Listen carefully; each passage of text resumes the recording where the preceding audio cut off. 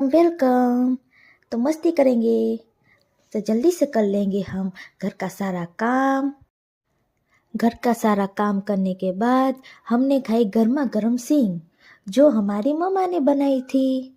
तो मैंने कहा दीदी टेस्ट तो कीजिए, कैसी लगी। इतना सारा तो मेरे लिए लेके आए हैं आज पानी पूरी। मैं हो गई बहुत ही खुश। देवर जी ने कहा भाभी मैं लाया हूँ। मैंने कहा थैंक यू देवर जी। हमने बनाया खाना। खाना बनाते बनाते सोचा एक पूरी खा लेती हूँ, किसे पता चलेगा। बहुत सारा खाना खा लिए है, चलो खेलते हैं बैडमिंटन। खेलते खेलते हमारा बैडमिंटन शटलकॉक चला गया है इस घर में। अब कैसे निकाले। इतनी सारी मेहनत के बाद आखिरकार हाथ में आ ही गया और खेल शुरू किया। खेलते खेलते सब थक गए होंगे, चलो सबको पिलाती हूँ नींबू पानी। Bye bye.